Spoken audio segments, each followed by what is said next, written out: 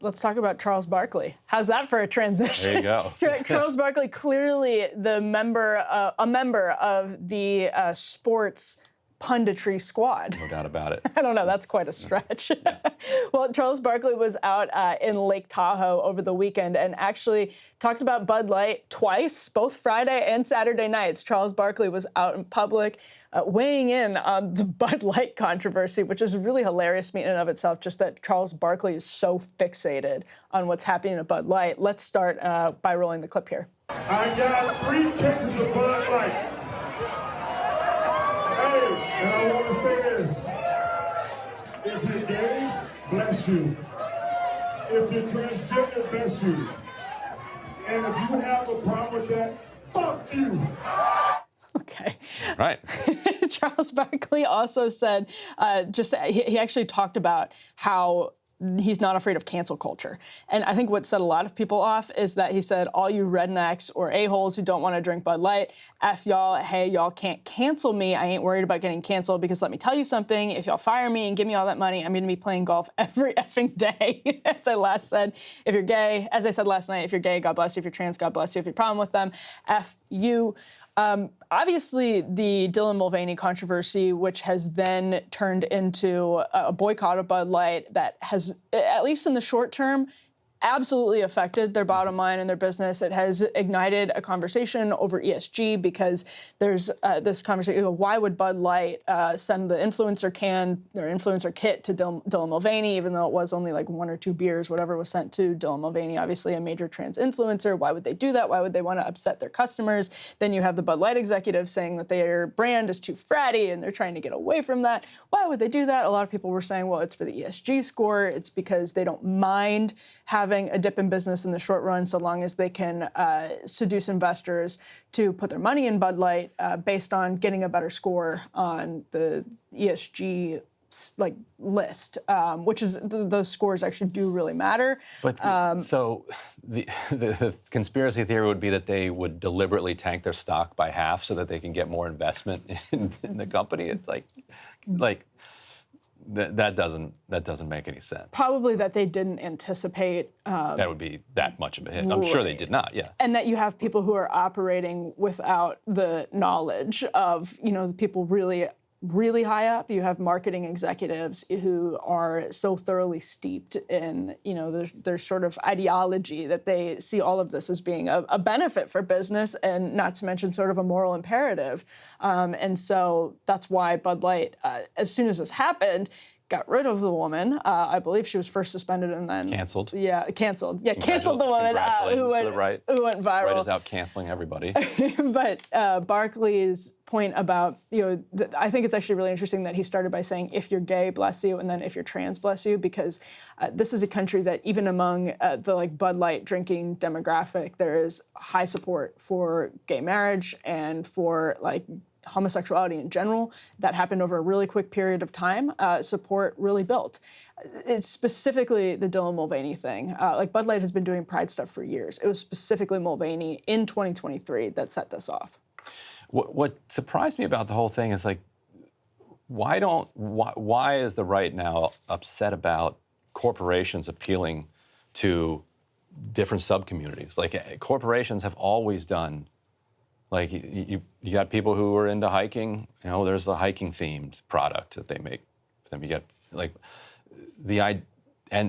would be well, I don't like to hike, and so I'm so mad that they marketed their beer to hikers that I'm gonna boycott the thing. It seemed kind of snowflakey to me rather than what I would expect from a previous incarnation of the right, which is more of a live and let live.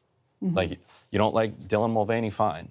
But to then never drink Bud Light again is a strange reaction to me. Especially as a conservative, I've always found boycotts to be kind of snowflakey because as a conservative that, I didn't grow up in the 50s and 60s. So as somebody who grew up in the 90s and aughts, you don't have a lot of options if you start boycotting things, and it's always incredibly selective. And also I really like Bud Light Lime, so that was problematic from the get-go. But on that note, although I am, I'll take Miller Lite, I'm from Milwaukee, over Bud Light any day, the St. Louis swill. But on that note, unless you put lime in it. That's what's so interesting about the Barkley clip to me is that it does channel the live and let live populist American sentiment in general. That's not just the American kind of, like, if you had to say what is the American attitude on politics, it's not just when it comes to social policy, it's also like when it comes to the size of government, it's really powerful. When you talk to people about like gas stoves, when you talk to people about the New York pizza ovens.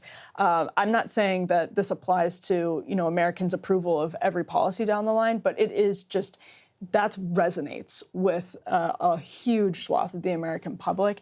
But that's where it comes into tension with the trans stuff, is that it's like live and let live, but stay away from my kids, is how people on the right see it. And right, but Dylan's an adult. But Dylan is an adult influencer that is, first of all, it's a big TikTok influencer, was brought into the White House. And I think people see Dylan Mulvaney as someone who is kind of contextualized by the cultural, not Bud Light, obviously, because it's not for children, but by the cultural establishment and like trans influencers in general as role models for children.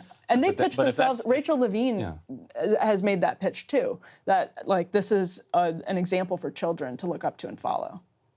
But if that's how people feel, parents should just keep their kids off TikTok, right? I mean, I agree with that, obviously. And people are doing it with Disney too. And so like Disney has gotten a taste of this, but I just think that's interesting of the context or the tension is that there is a really strong live and let live strain in America, which is where I think you saw support for gay marriage skyrocket in the span of like 10 years. And, you know, Obama goes from campaigning against it to championing it in the matter of like 4 years, like 2008 to 2012. But then this particular issue with like transgenderism, as you have the left push for policies that people feel encroach on their freedoms, it's different than what people saw with gay marriage, which was opening up freedom from their perspective, the perspective of your sort of like average American. And that's where I think things are fundamentally different for people. I do feel like there's a retrenching going on, though, even on the LGBT side. I'm curious if you're seeing that too. We don't have it handy. But Mark Pocan, congressman from Wisconsin, openly gay member of the Appropriations Committee,